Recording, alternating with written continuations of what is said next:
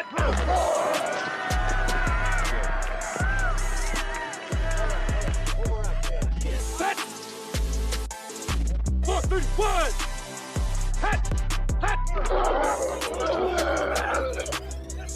what's up, everybody? Welcome to the Sunday Morning Quarterback. Today, we are five pastors who love ministry, leadership, and sports. We are talking with an Alabama fan, Pastor Robert. How you doing today, sir?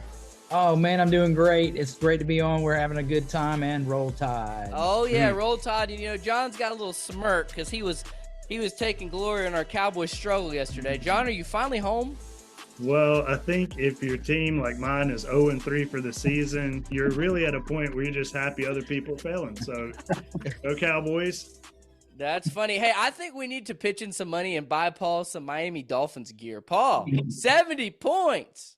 Dude, it looked like opening week at college football over there with Miami, man. That's ridiculous. Like those are college scores, bro. Like what on earth, man? It's crazy. Even our backup quarterback threw a bomb. Like, come on, man. That's just, we'll get to that, but absolute annihilation. Absolute. Miami is riding high. I don't know how long it's going to last, but it's going pretty good. So, fellas, let's jump in. We're going to start off, for those of you listening, with our sports segment up front, because all pastors and ministry leaders love sports. And then on the back end, we're going to talk a little bit about ministry. So, John, you're finally home. You've been traveling all over the place. I'm going to give you the floor after we took our butt whooping yesterday. And, you know, we've been talking some smack, and we're not trying to project too much into the future about our team, but go ahead, sir. What stuck out to you yesterday? I'm just going to throw out the fact that you didn't even get beat by a good team. You know, I thought maybe we'll hit the Eagles, we'll hit somebody. Yeah, man, I'm feeling for you. I am thankful, though, you swallowed the pill early in the season. Usually it's later in the season. Take the L, move forward. I'm thankful I also have a podcast where we don't have to hear a bunch of ridiculous statements about the Cowboys. So all that. So in general, though, what I'm looking forward this week and looking back last week, one is San Francisco. They are the team. We're looking at 13 wins, regular season wins, like in a row. Caffrey, 12 touchdown, every 12 games with a touchdown. Man, they are clicking on all cylinders. I think I project that at the beginning. It's good to be right about something. It wasn't the Panthers. What I am looking forward, though, is Baker Mayfield the guy? And I think tonight, you got the option to really look at the game. It's going to be against a good defense, a good team. And if he comes through, man, the narrative changes really fast. Baker Mayfield, that's coming tonight. Robert, what caught your eye in the NFL this weekend, sir? One thing. To a shuffle pass. Dude, it was glorious. It was glorious. Look, there's football. And then there's guys that like still think they're in the backyard doing stuff. He wasn't doing that. He was like at prom and in the backyard. You know, yes. It was like this sick dance move. And then like what? It was no look.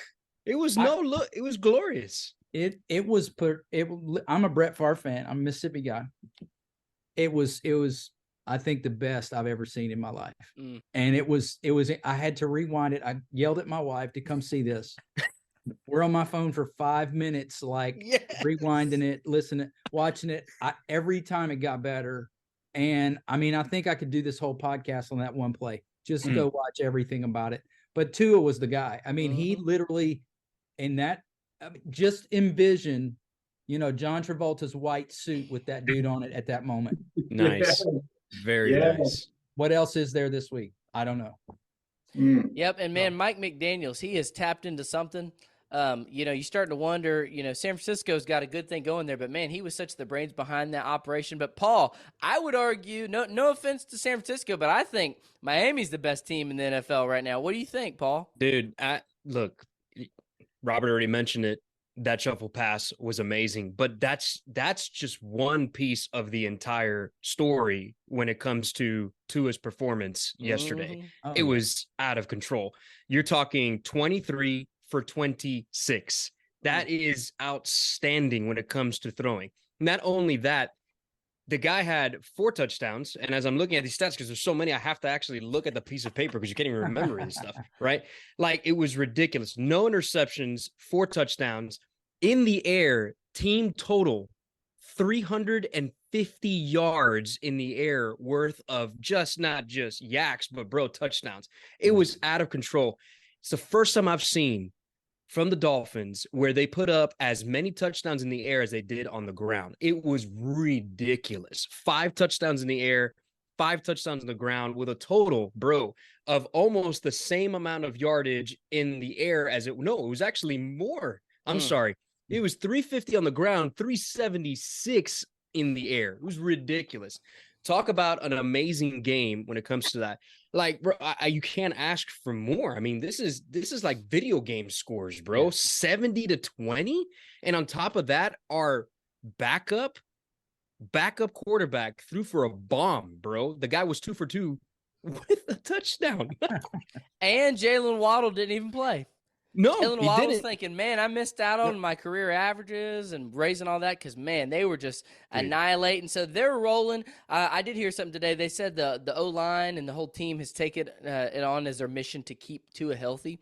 So that's going to be the question. Can he stay healthy? And I think Tua has been due for it because he took a lot of flack the past 2 years. 100%. Some people thought he was a bust, and he's a good kid. And, man, he can just spin it. And his gift is I think he can assess the D and make a decision quicker than anybody. And so we saw that. Dad, what stuck out to you around the rest of the league yesterday? It was easy. How bad was Big D? I mean, Denver, they let 70 points be scored on that defense. Dude, that was bad. That's the one thing I could. No, listen. We got to lick our wounds. We weren't prepared. We have been known.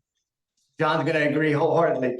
We have been known to lay an egg every once in a while, and we laid an egg. By the way, we've lost 8 out of 10 to Arizona. And so for some reason, we can't. Hey, they're a good team. They played amazing yesterday. They're not the worst team in the league. I promise you. Here's the deal. I think, let me go ahead and start the excuses. I think Diggs hurt us because he was the back end. He was the confidence. He gave us courage in the back end. We got Mike on the front end. And I think that we thought, no big deal. We'll be all right. But I think that hurt us. We ran into a buzzsaw. We got to work on our red zone. We were going up and down the field. And then momentum, momentum's real. And this is the NFL team, and they're good. So we got on the wrong side of momentum. And it's the same old. But it's beginning of the year.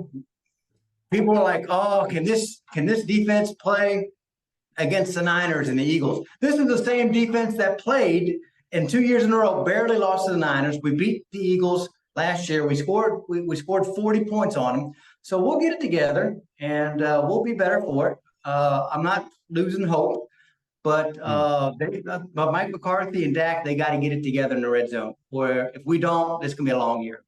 Yeah, John was trying to skip on by without talking about the Cowboys, and I was just going to keep on going. But you know what? We'll own it. We've been not doing the whole Super Bowl talk, but we own it. We take that one on the chin. Mike McCarthy's got to scheme up some better plays. Dax has got to make it happen more. I just want to. Last week it was Mike McCarthy was the best. He was no. This week he's got to do better, man. It's tough to be in Dallas. He was calling complimentary offense, but see, it works when you're getting so many takeaways and scoring. But yesterday, and you know this, John, he's old school. And what is Paul's coach? He schemes it up. He schemes guys open, and we get in the red zone. And he didn't call a bad game until he got in the red zone. It's just, you got to have that new age scheme, and he just didn't have it. Remember, Joe. But our all defense got punched in the mouth. They did. They just got punched in the mouth. There was only one offensive lineman that had played any last year. But we still should have. You just got to be better. I mean, you can't be the best defense in the league. It's hard to pass. We weren't doing good pass protecting. They finally got that together running. Dak was running, but still, you just got to convert. We were moving up and down the field. We need to win that game.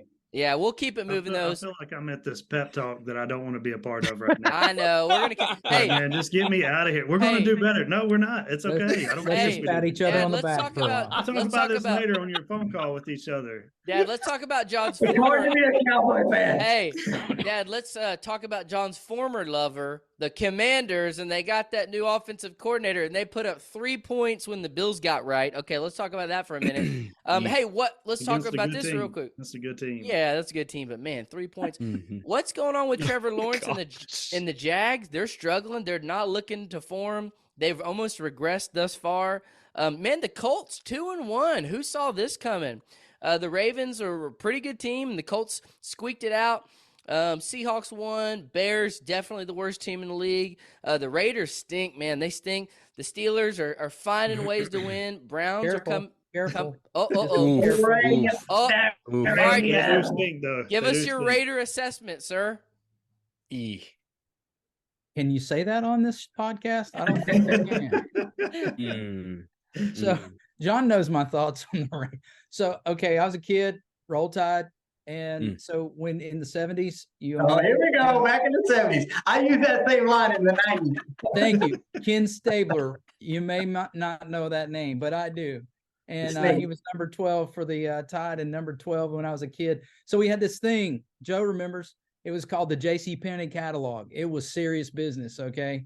And you get your jerseys and all that. So, Paul, you can get you a jersey for the Dolphins from there, okay? And, Hey, thanks. So, yeah, and so I had a Raiders jersey when I was a kid, and that was it. You know, the NFL, like we've tried in our family. I got 2 boys, and they're, 25, 26, whatever, 24. And you try to get away from your NFL team. You just can't. Like, it's done. And trust me, I'm a Raider fan. I've tried with everything I can. I've even tried this year to be a Saint fan because I love Derek Carr. I think he's a great guy. He loves Jesus, and I'm good with that. But I'm still a Raider fan. So the problem with the Raiders is simple. They have an owner that knows nothing about football. Thank you very much for having me on your show. Oh gosh, the story of the Raiders, like Silver and black. Woohoo!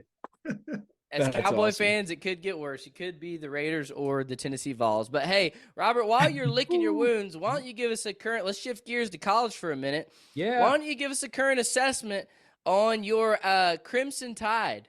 Yeah. Wow. Wow. Man, That this was is a a good first win. for this That is was this a is a good first win. for Alabama fans. I mean, this is you're struggling right now with what to say.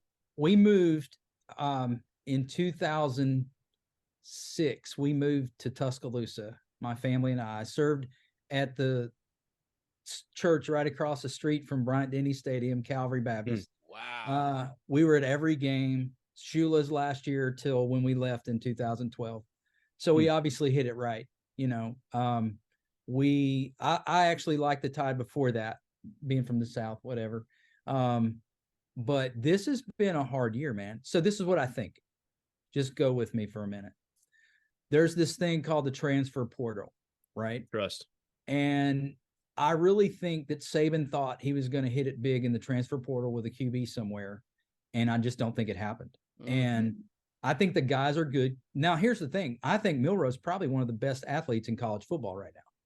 But one of my sons and I, we just say we should run the triple option and be done with it. Okay.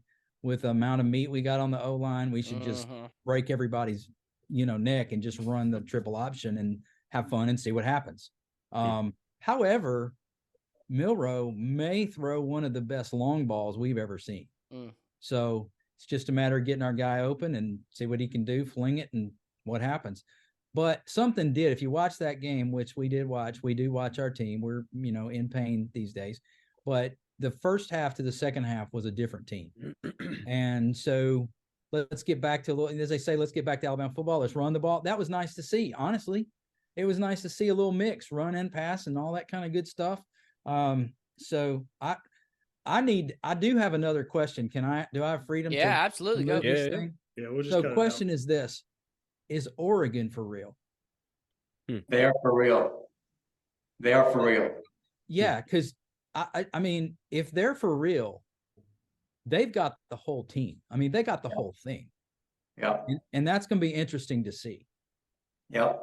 And it's going to be interesting to see Oregon versus Washington. Washington's blowing everybody out. Absolutely. So is USC. They had a little bit of a dogfight, but you're seeing offenses like you've never seen before. And Pac-10's always had good quarterbacks and good offenses, but I tell you what, man, it is unbelievable. But I think Oregon's for real. Everybody How better weird watch is that? How weird is that this whole conference is imploding and going away? Yep. And all these teams are doing great. Quarterback plays better than ever. It's sad. It's Dad, sad. we got a little bit of truth serum this past week with Colorado taking the thump. Obviously, they didn't have Travis Hunter. What'd you make of that as they head into the USC game? I was not surprised. I was not surprised. They have skilled players all over the place. They don't have anybody in the trenches, and that goes with offense and defense. So, he was able to bring some of his skilled players, and they will make a difference, and they're going to win some games. But at the end of the day, it's all about the meat in the middle. And so you got to have those big guys. And so he will pick it up next year. He will be loaded. People are going to want to play with him, and so watch out for him. He's taking receipts. And I believe that. So he'll get some good wins. He'll get some losses, but he's on his way. John, the ACC looked pretty good. Florida State had a close one with Clemson, and Clemson is really just having a down year too. Which, by the way, Robert, before I hand off to John, I have the utmost respect for Urban Meyer.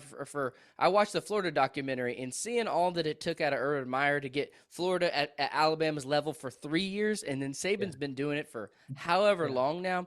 I mean, I think he's due an off year. And if you look at the quarterback landscape, who we talk about? Tua, Alabama quarterback. Jalen Hurts, Alabama quarterback. Mac Jones. And so he's tapped into it. It ain't going to be long. He's going to figure it out. But, man, talk about longevity. They got a good one coming. They got a good one coming.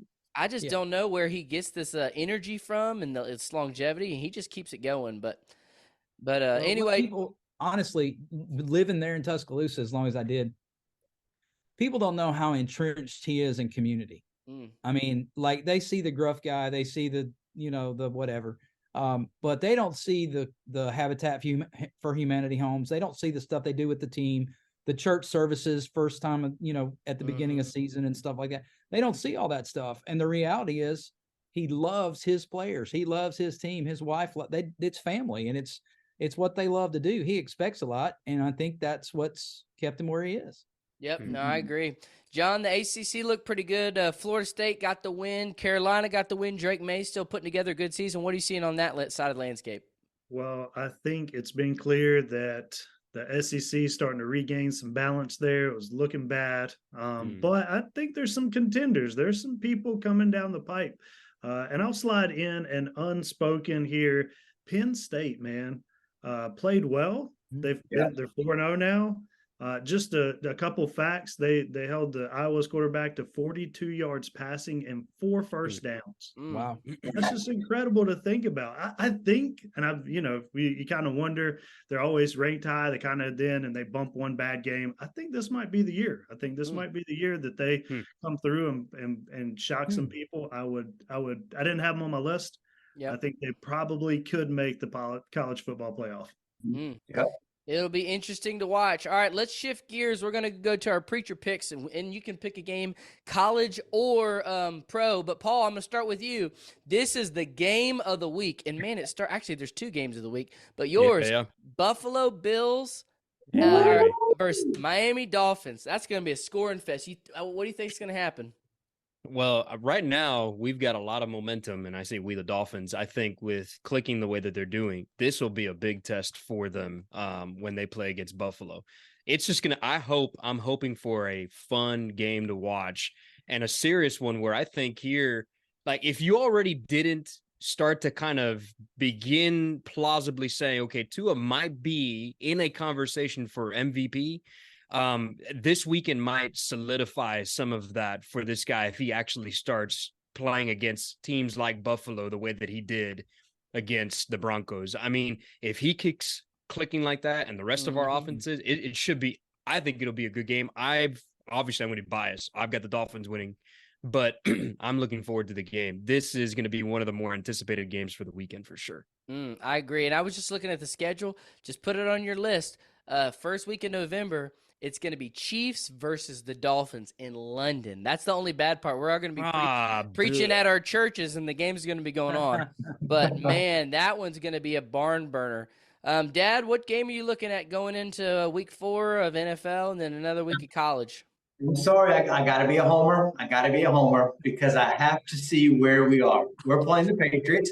And the reason why is the Patriots, they have a very good defense. I want to see what our offense can do against the defense, because after that we go against John Snyder's. And so if we can put together a good solid win by 15 points, it's going to be dirty. They got a good defense, but if we can look pretty good like we did against Jets, solidify defense again, then we can right the ship, and then we can go to the 49ers.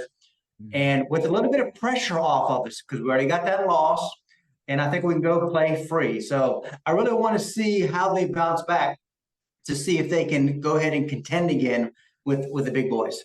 And by the way, that Buffalo Miami game, that is going to, I mean, Buffalo is playing good ball. That defense is humming. So this is going to be a great game. And we're going to see if Miami truly is a Super Bowl contender in this game. Win or lose. They don't have to win it, but they got to go toe-to-toe with a physical team. I want to see if they can do it. It's a toss-up, man. I think it's 50-50. It could go either way, but I'm really hoping that it goes Miami's way. Dude, it could be a really good game. But it's at Buffalo, so we'll see. Yeah. John, this sounds like a Cowboy therapy session, and you're the counselor. What game are you watching? Oh my gosh. Well, it's not going to be the Cowboys. I can promise you that. I'm just going to throw that out there. Nobody's shocked. I am going to be with the Falcons in Jacksonville. I really want to see Trevor Lawrence succeed. I think he's got a shot. Man, you just hope against hope. You want the Jaguars to be good. You're always content with the Falcons losing, or I am. I don't know how other people feel, but that's the one I'm going to watch. There's a lot of interesting. I think this is the point. You go 1-3. I think you pack it in, right? Like you start getting towards that path. You could say the same about the Bengals. You could say the same about a few other teams. You get to the 1-3, and it's hard to make a pull up out of that pit. So that's where I'm going to be watching. That's when you enter the Caleb Williams sweepstakes. Robert, what game are you watching this week? Well, I'm going to have to go shock the world. Uh-oh. Oh, yeah. Why not? Colorado at USC? No. Oh. We're going to stay in the NFL. Okay. Washington beats Philadelphia next week. Whoa. Okay. I like that one. Take out John's former right girl. now. I like it. Okay, so it's just they've got cool uniforms. I mean, what can I say? I mean, I love the all black. Let's just do that. And they're going to go into Philly and shock the world. I'm just telling you. Yeah. And then they'll probably lose the next 5 straight, but they're going to lose. Well, it seems like Bieniemy will have one good game offensively and then a stinker and then a good game. And hey, I'll tell you, the game I'm going to be watching is it's going to be the stink fest, but this will be real interesting. You got the Broncos versus the Bears. Ooh, two of the bottom teams in the league, but that'll be pretty interesting. And then you got an interdivision rival. You got the 2-1 Browns versus the Ravens. That's going to be a hard-nosed game. Yeah. Bengals, Dad, are 0-2, but they're playing the Titans, who are real and 2. So they're at 1-2. So that's a desperation game. You got the Rams, who we'll see how they look tonight, but coming against the Colts. Oh, you got Baker Mayfield versus the Saints. I mean, that's a good game. We got a pretty good slate going into week 4. And, of course, the Cardinals are at the 49ers. So they're going to come out. They're going to look pathetic. They're going to look like the worst team in the league. Just lay an egg and just make us look bad. But it's whatever. They are, dude. Hey, put it on San Francisco. 36 dropbacks by Purdy, 33 rushes. They blitzed him 33 times. And they still – 3 times he didn't get blitzed. That's unbelievable. Dad, real quick before we move on, does Colorado have a shot versus USC this weekend? Zero shot. No shot. Now, USC don't have much of a defense, so they'll put some score. So I can see 32 to 50, something like that. Yeah. Well, it was good while it lasted, but you got to jump in there too, and you got to know that the Georgia-Auburn game is going to be the tester. Yeah, but man, Auburn, I mean, Georgia's been struggling against nobodies. I mean, my church members were like shaking in their boots yesterday because they can't even pull out a good win versus South Carolina and Ball State. So I don't know. I'm not convinced of this Georgia team. This year it's up in the air. It is. Hey, Miami, Florida State didn't play good, so Miami, I think, has a shot to take ACC. Yep. Hey, they could be in the Final Florida Four. State and Miami, man, that'll be a great ACC championship. We'll see. Let's hold on. Let's get through North Carolina. Let's get through Clemson. Hold on. Hey, we're doing good. We're doing good. Paul's praying that they play against Carolina and then Adam or John got to wear a Miami jersey. That's what he's hoping. No, Adam. I'm fine with John. Adam. John's Can't wear fine. that. I have no bones to pick with John. Adam might actually own one of those jerseys already. Oh Fair. yeah, That's 100% fair. he plays all sides of the If not, court. I will mail him one. I don't care. Man. That's funny. All right. Hey, Adam will probably have a Dolphins jersey before you do, Paul. 100%, bro. Go Dolphins, I can see you now. We won't ever I'm see Team it. Tyreek. I don't know what you're talking about. We won't ever see it because right now he's on the podcast load management system of LeBron. But anyway, Robert, we're just giving. Adam was saying, I've been a fan of Tua for a long time. We're giving grief, Robert, to our other co-host. But anyway, fellas, let's move on to ministry and leadership because, man, we could talk football all day. Robert, before we jump in real quick, can you give us just a little background of where you're planted, a little bit about your family and your ministry? Yeah, sure. Well, I am in Huntsville, Alabama, and I am the executive director of the Madison Baptist Association, which is our association of churches. We have about 90 churches. We actually adopted 3 last night in our annual meeting, church plants so we're about 93, I guess. And in Madison County, which is the fastest growing county in probably the Southeast and maybe even in the country, I don't know. But every year, the last 3 years, Huntsville's been one of those, you know how they did the top city to whatever, blah, blah, blah. All that means is everybody wants to move in here and your house prices go way up. And I just bought a house and it's bad. So, but I'm thankful God is, it's really amazing. You know, you talk about the harvest field and all that kind of stuff. And so I've been in ministry for 33 years, youth ministry, been a lead pastor, all those things, revitalize, whatever the terms are you want to do. We just want to be biblical and want to see people become disciples of Jesus and encourage that and try to make disciples. So we're going to do it any way we can here. It's different in the fact that so in the South, things kind of move a little slower pace than some places, but Huntsville's moving really fast right now. And so the lostness here, we're seeing a lot of things that we haven't seen just due to the number of people that are coming in over the last 2 years, 3 years. And it just isn't slowing down anytime soon. All the new businesses, government jobs, things coming in, FBI, Space Force, whatever, however it all, comes about, NASA and all the Army stuff and Redstone Arsenal and da-da-da. But the technology here is the big draw. And so one of the things that we know as an association is we have to tweak some things if we're going to be able to communicate to the culture here. And so we're looking at things like podcasts and technology and other stuff to be able to potentially make an impact. Probably in y'all cities are the same way. You've got all these older places that they're redoing, revitalizing the community itself. And so we want to get on the front end of some of that in ministry and be there to help people do what they're doing. And it's really great that like some of these little incubators where businesses are coming in and stuff like that. We've got church planters in there planting churches. And so it's real cool that they're literally able to make disciples of these people that are living in secular worlds. And, so they're able to do it through relationships of owning a business and then being a pastor of a church as well. So it's pretty cool. And the flip is that is true too, man. We're talking about some churches and people that have been here a very long time, and to be able to walk into their tradition and not just want to flip over their whole worlds, but encourage them as well to go out with being able to be flexible. For instance, we're working with a church right now that their congregation has dwindled down to about 15, 12 people, something like that.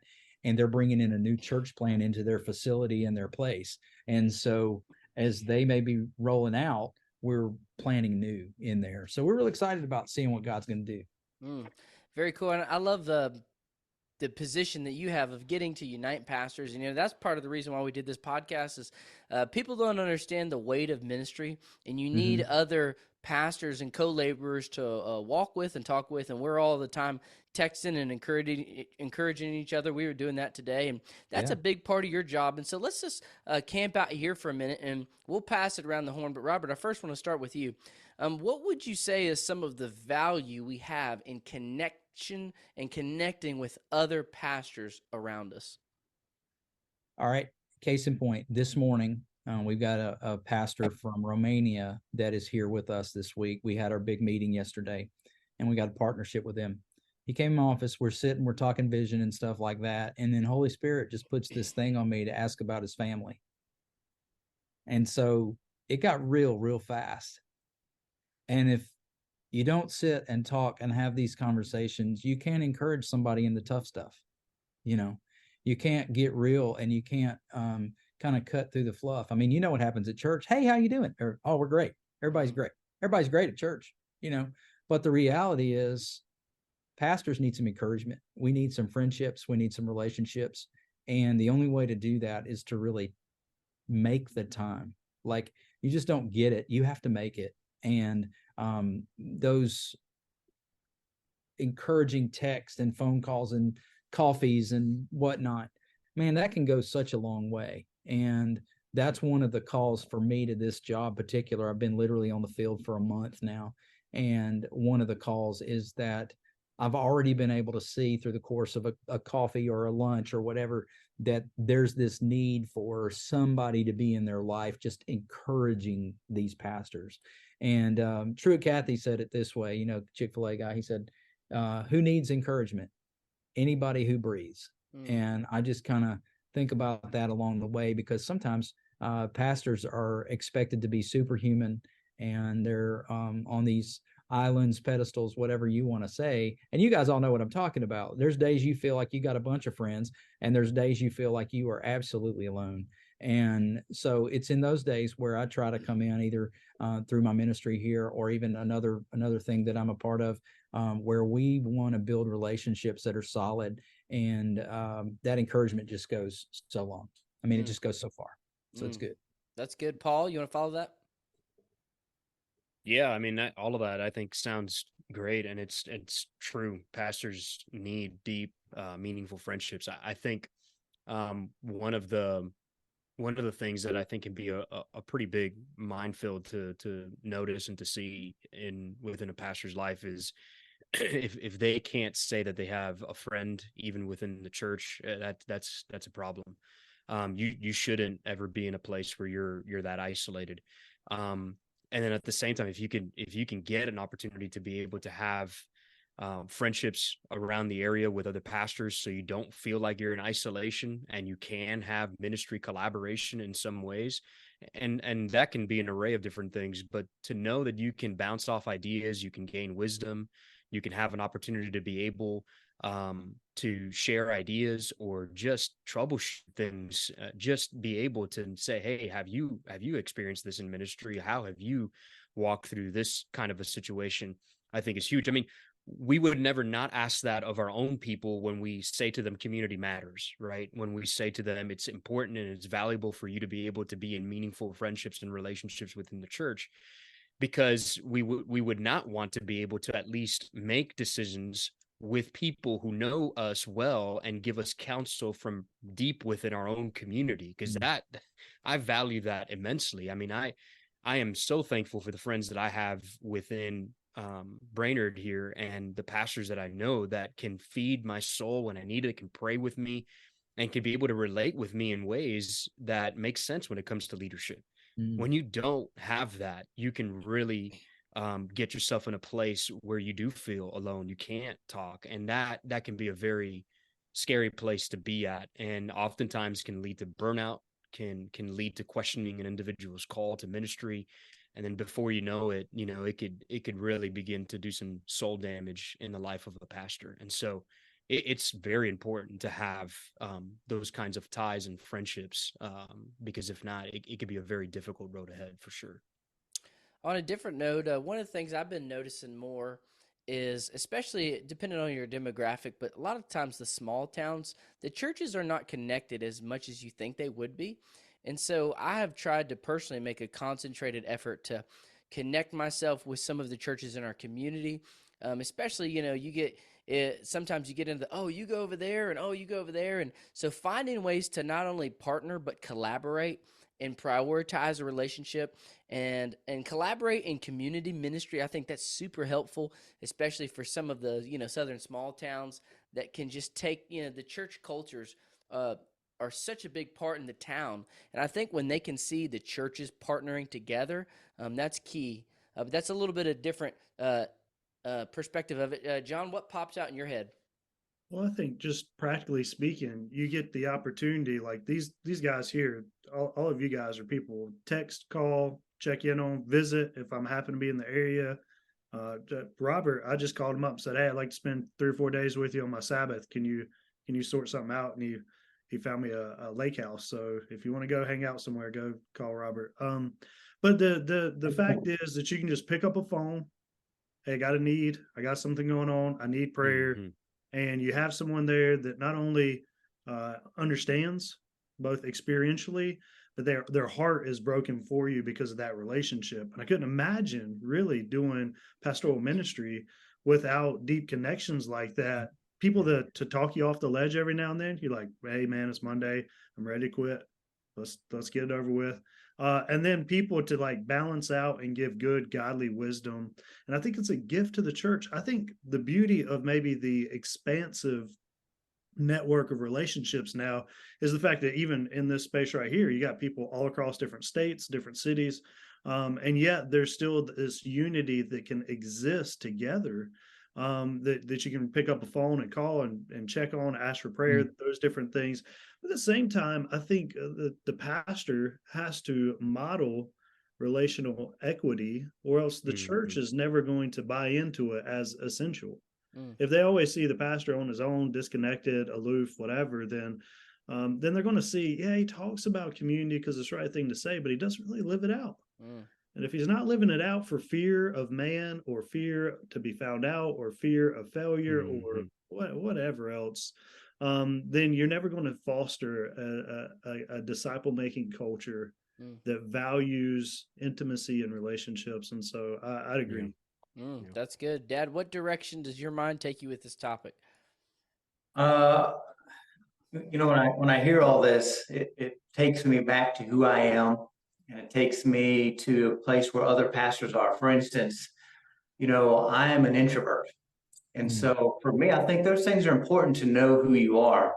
And so for me, if left unchecked, I will just put my head down and just plow away. And, because it's something different about, you have relationships, within the church. And then I work hard knowing that I'm an introvert to try to build relationships in my community with other pastors. And it's hard when you meet other pastors that don't really know who they are and not making strides.